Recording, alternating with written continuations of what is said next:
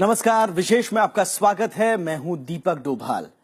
आज दुनिया के कई देश संस्कृत के विकास और प्रचार प्रसार की कोशिश में जुटे हैं। थाईलैंड की राजधानी बैंकॉक में संस्कृत का महाकुंभ चल रहा है। इसी की पृष्ठभूमि में 60 देशों के 600 से ज्यादा विद्वान इस सम्मेलन में हिस्सा ले रहे हैं और इसी सम्मेलन की पृष्ठभूमि में आज हम संस्कृत की दशा और दिशा पर बात करेंगे। संस्कृत को संसार की सभी भाषाओं की जननी कहा जाता है। संस्कृत भारतीय संस्कृति और सभ्यता की संवाहक भाषा भी मानी जाती है। लेकिन क्या कारण है कि यह भाषा नई पीढ़ी के बीच अपनी लोकप्रियता खोती जा रही है? दुनिया के तमाम देश आज संस्कृत की ओर लौट रहे हैं, लेकिन भारत में यही भाषा उपेक्षा का शिकार हो रही है। विशेष में आज इन्हीं मुद्दों पर होगी बात। तो आइए शुरू करते हैं विशेष संस्कृत की विरासत।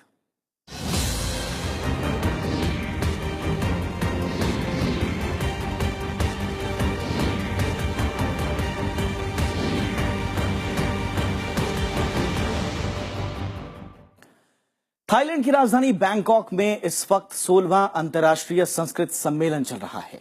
5 दिनों तक चलने वाले इस सम्मेलन में दुनिया के दर्जनों मुल्क के विद्वान हिस्सेदारी कर रहे हैं। विदेश मंत्री सुषमा स्वराज ने इस अहम सम्मेलन का उद्घाटन किया। उन्होंने संस्कृत की खासियतों को गिनाते हुए कहा कि इस दिशा में और ज्यादा प्रयास करने की दरकार है।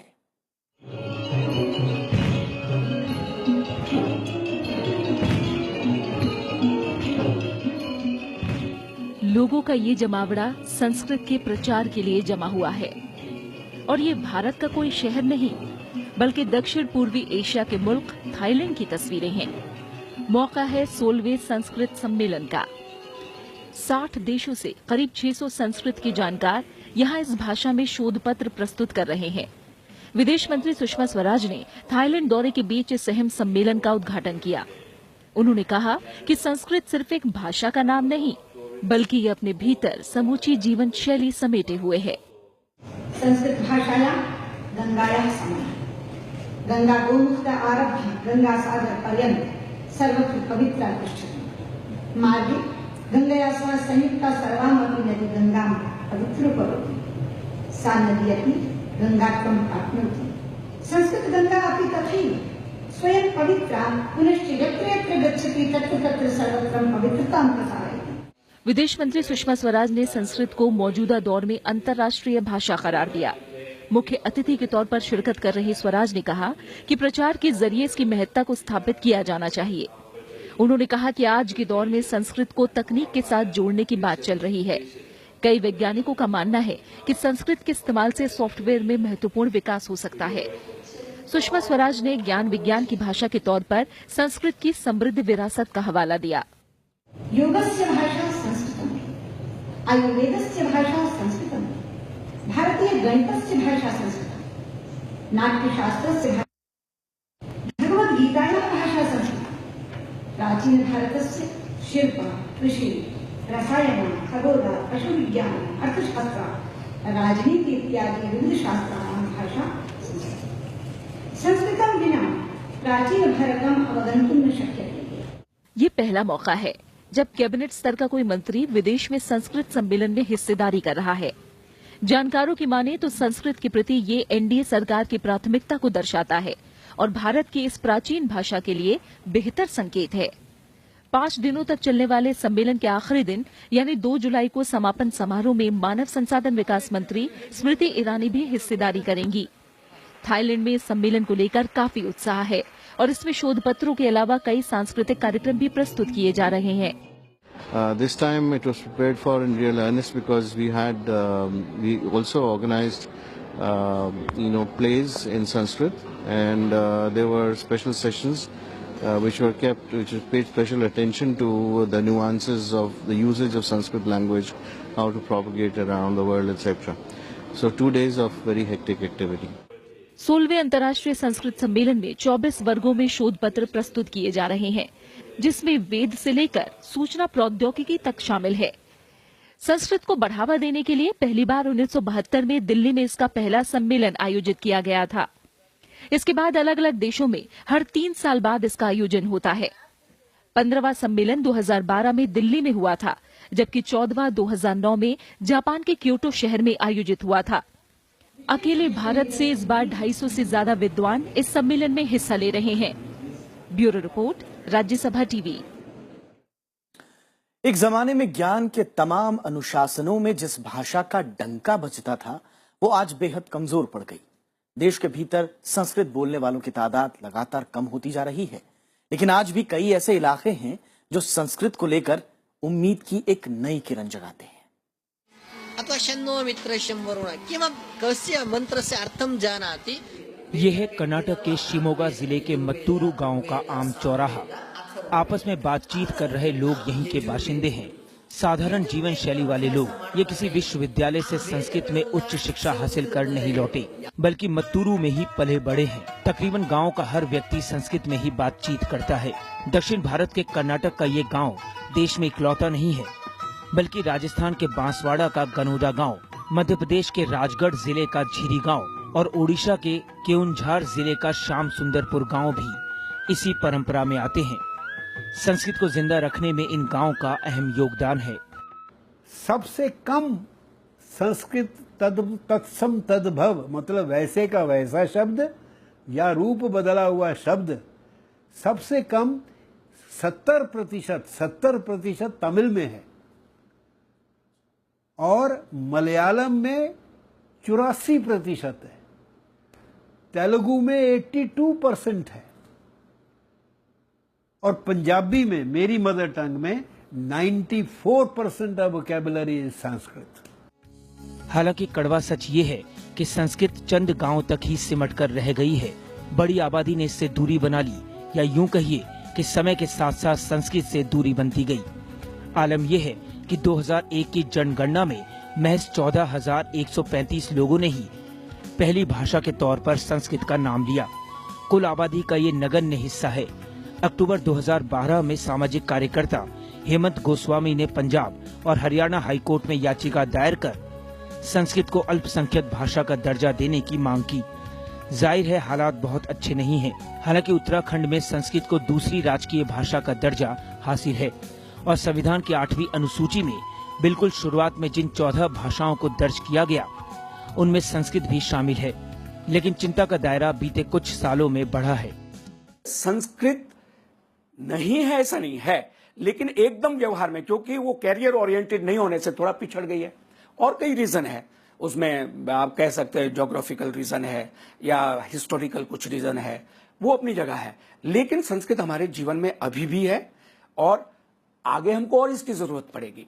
मंत्रों में संस्कृत है, पूजा पाठ में संस्कृत है, धर्म कर्म में संस्कृत है, लेकिन आम जुबान से गायब। सरकार ने इसे बढ़ावा देने की कई कोशिशें की, लेकिन भाषा में रवानगी नहीं घुल पाई।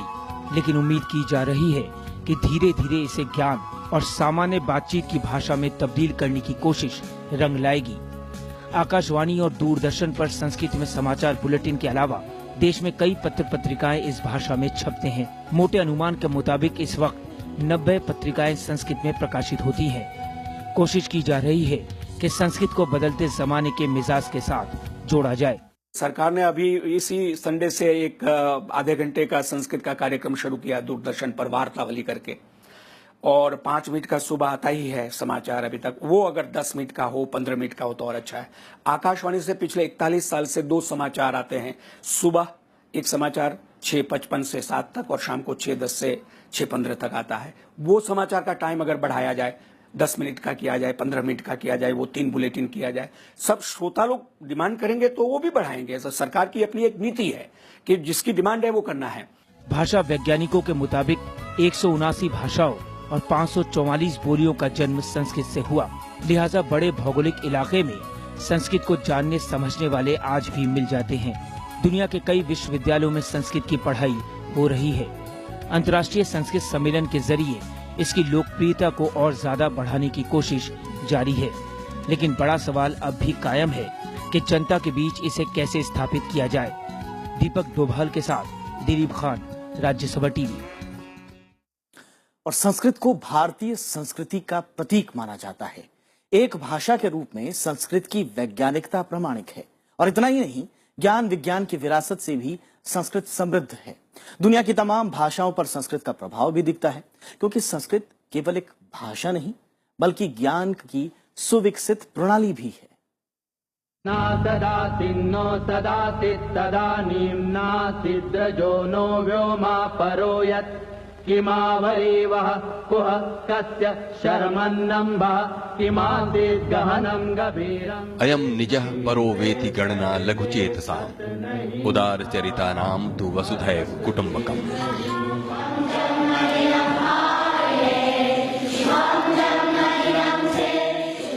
अर्थात केवल स्वयं के विषय में सोचना काफी छोटी सोच है। जिनका हृदय विशाल होता है उनके लिए पूरा विश्व ही एक परिवार है।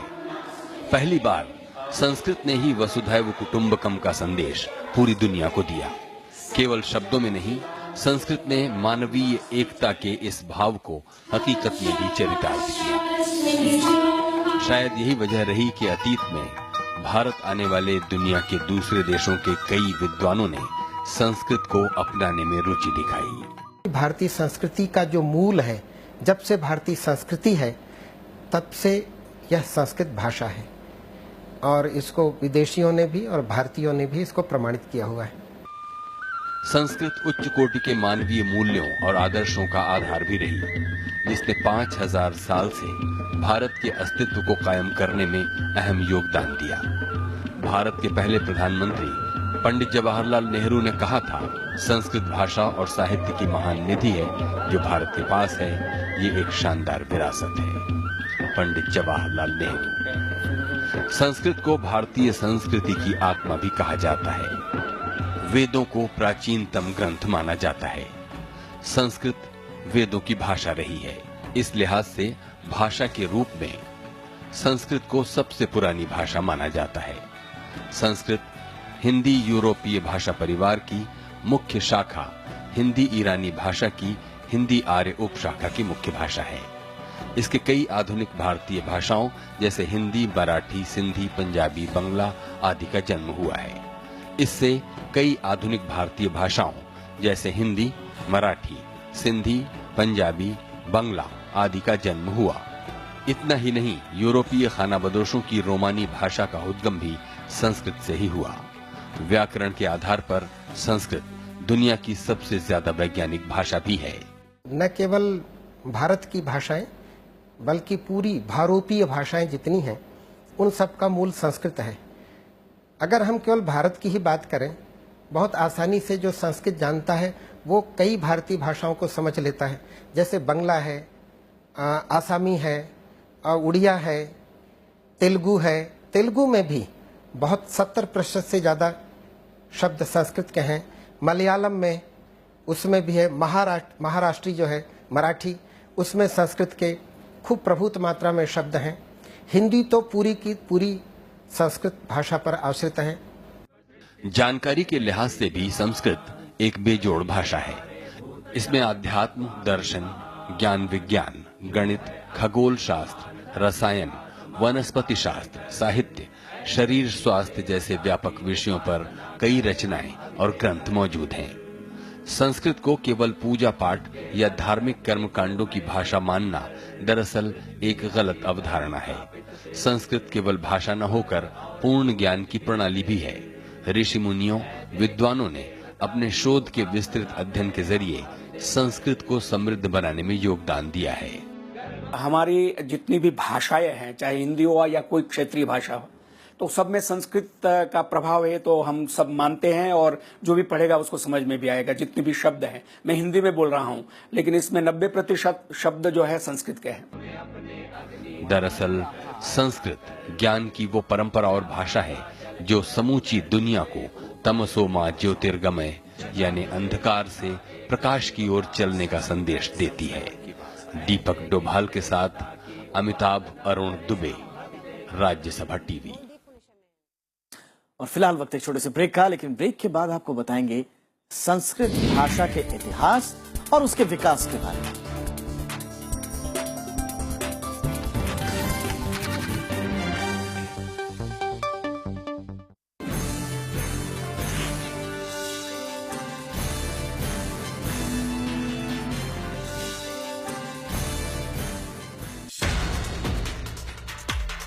छह विधानसभा सीटों पर उपचुनाव के नतीजे।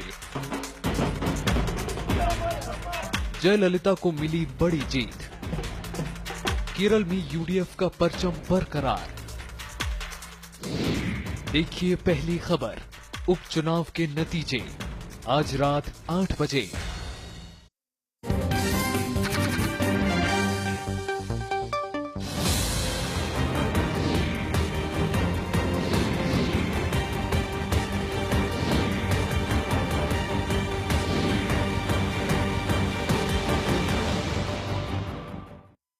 यूं तो संस्कृत आम बोलचाल की भाषा के तौर पर इस्तेमाल नहीं होती, लेकिन सभ्यता, संस्कृति और इतिहास को जानने के लिए संस्कृत हमेशा से अहम रही है।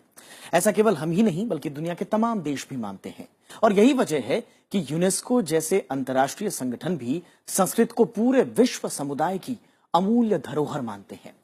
देश में संस्कृत को बढ़ावा देने के लिए हो रहे प्रयासों पर देखिए हमारी यह खास रिपोर्ट। संस्कृत एक जटिल भाषा है या सरल भाषा, ये एक बहस का विषय हो सकता है। आम बोलचाल में संस्कृत का इस्तेमाल भी बेशक कम ही होता है, लेकिन इससे संस्कृत का महत्व कम नहीं हो सकता। संस्कृत हमारी संस्कृति की आत्मा है। ये हमारे अतीत और वर्तमान की अहम कड़ी भी है। सभी केंद्रीय विद्यालयों में कक्षा 6वीं से 8वीं तक छात्र अनिवार्य विषय के रूप में संस्कृत पढ़ते हैं। वहीं देश के कई राज्यों में भी तीसरी भाषा के रूप में संस्कृत पढ़ाई जाती है। कुछ राज्यों में संस्कृत दूसरी भाषा के तौर पर पाठ्यक्रम में शामिल की गई है। कई राज्यों में 6वीं से 10वीं तक संस्कृत अनिवार्य विषय के रूप में पढ़ाई जाती है, जबकि छात्र इसे 11वीं से ऐच्छिक विषय के तौर पर पढ़ सकते हैं। कि संस्कृत को सिर्फ देखा जाता है पूजा की भाषा, जैसे it is connected inextricably to the idea of religion, जो बहुत ही गलत है। क्योंकि संस्कृत जो है, ये संस्कृत में जो ग्रंथ हैं, linguistics, poetry, philosophy, medicine, law, सबके टेक्स्ट हैं। संस्कृत में उच्च शिक्षा के लिए देश में 3 डीम्ड विश्वविद्यालय हैं, 21 आदर्श संस्कृत महाविद्यालय, 4 शोध संस्थान, राष्ट्रीय संस्कृत केंद्रीय संस्थान के 11 कैंपस और 73 वैदिक पाठशालाएं हैं। देश में संस्कृत के करीब 750 कॉलेज हैं। संस्कृत के ज्ञान को आधुनिक शिक्षा प्रणाली से जोड़ने के लिए जनवरी 2014 में दूसरे संस्कृत आयोग का गठन किया गया। संस्कृत के प्रसिद्ध विद्वानों को सम्मानित करने के लिए सम्मान प्रमाण पत्र और युवा जानकारों के सम्मान के लिए महर्षि बादरायण व्यास सम्मान दिया जाता है। इस योजना में अनिवासी भारतीयों और विदेशी विद्वानों को दिए जाने वाला सम्मान भी है। जानकारों का मानना है कि संस्कृत को आम बोलचाल की भाषा बनाने के लिए अभी और कदम उठाने की जरूरत है। आपने सारा वातावरण आर्थिक भौतिक बना दिया। कोई ज्ञान का, कोई मूल्यों की संस्कृति तो रही नहीं इस देश में। मूल्य नहीं है। जब आप मूल्यों को समझने लगेंगे, उसकी इंपॉर्टेंस, लोग अपने आप संस्कृत की इंपॉर्टेंस समझने लग जाएंगे। संस्कृत का एक ग्रंथ कोई पढ़ ले, कोई एक ग्रंथ, व्याकरण भी पढ़ ले, मूल्य अपने आप आ जाते हैं। मूल्य सिखाने से नहीं आते। देश में वैदिक संस्थानों और पाठशालाओं की सहायता के लिए 1987 में महर्षि सांदीपनि राष्ट्रीय वेद विद्या प्रतिष्ठान बनाया गया। संस्कृत भाषा के संरक्षण के लिए मानव संसाधन विकास मंत्रालय ने 1987-88 में जहां 73,94,000 करोड़ रुपए का आवंटन किया था, वहीं 2014-15 में ये बढ़कर 2,500 करोड़ रुपए हो गया है। जब हमारा प्रारंभिक जो शिक्षा जगत है, जो बच्चों का है, उसमें संस्कृत का अगर संस्कार नहीं आएगा तो आगे संस्कृत नहीं बढ़ सकती है। तो इसको प्राथमिक कक्षा से लेकर पहली कक्षा न भी हो, दूसरी तीसरी कहीं से इसको अनिवार्य रूप से थोड़ा थोड़ा अध्ययन का विषय बनाया जाना चाहिए। कंपल्सरी रूप में आगे बढ़कर के वह छात्र अपनी रुचि के अनुसार विज्ञान में जाए, व्यवसाय में जाए। हालांकि तस्वीर का दूसरा पहलू ये भी है कि संस्कृत उपेक्षा का शिकार भी हो रही है। देश में कक्षा 11वीं के बाद संस्कृत पढ़ने वालों की तादाद घट रही है। संस्कृत सीखने में छात्रों की घटती अभिरुचि कैसे बढ़े, इसके लिए ध्यान देने की दरकार है। वहीं संस्कृत पढ़ाने वाले शिक्षकों को भी बढ़ावा देना जरूरी है। दीपक डोभाल के साथ अमिताभ अरुण दुबे, राज्यसभा टीवी। और संस्कृत का इतिहास काफी पुराना है। जानकार इसका इतिहास करीब 5000 साल पुराना मानते हैं। भारत में इसे आर्य भाषा माना जाता है, जो सबसे ज्यादा महत्वपूर्ण, व्यापक और संपन्न रूप में मौजूद है। और इसी के जरिए प्रतिभा, महत्वपूर्ण चिंतन, मनन, रचनात्मकता और विचार का प्रसार हुआ है।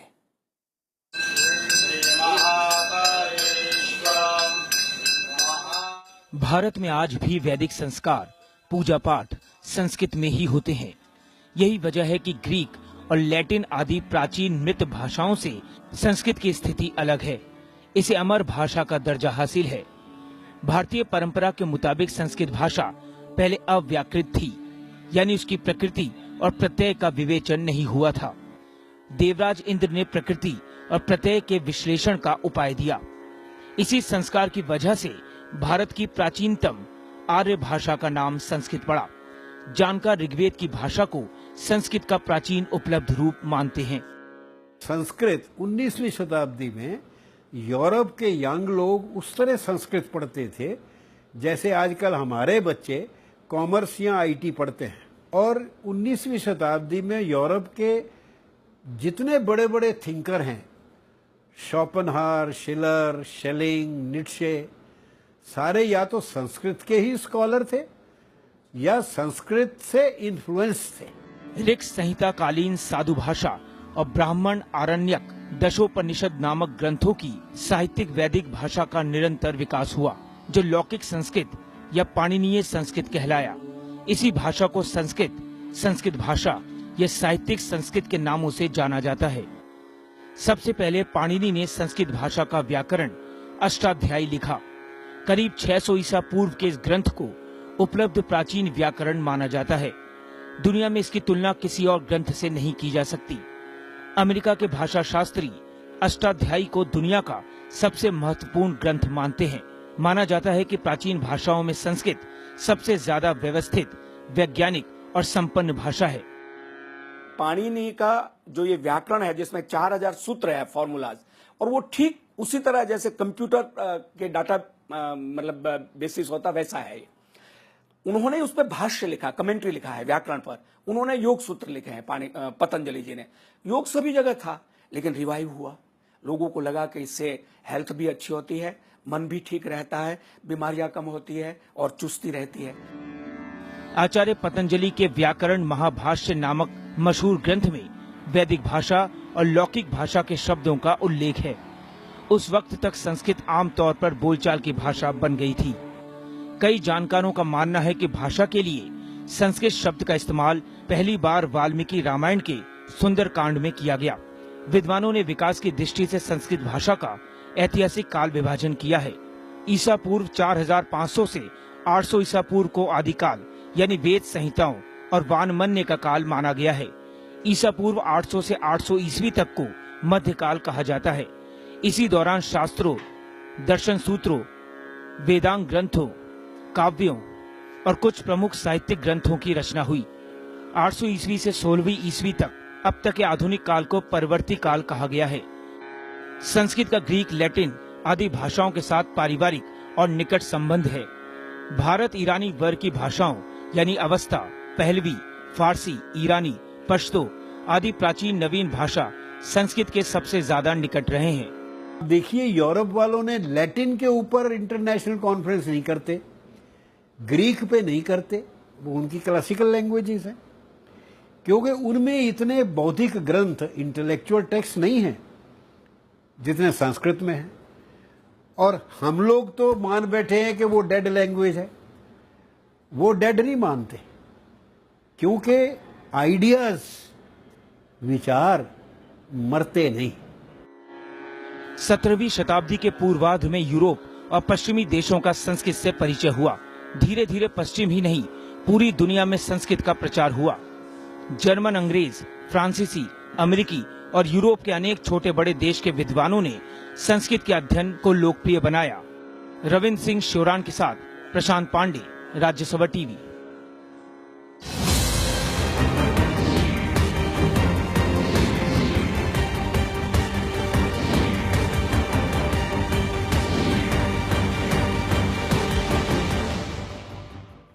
तो देश विदेश के मुद्दों पर राज्यसभा टीवी की विशेष पेशकश आगे भी जारी रहेगी। फिलहाल आज के अंक में इतना ही। दीजिए इजाजत। नमस्कार।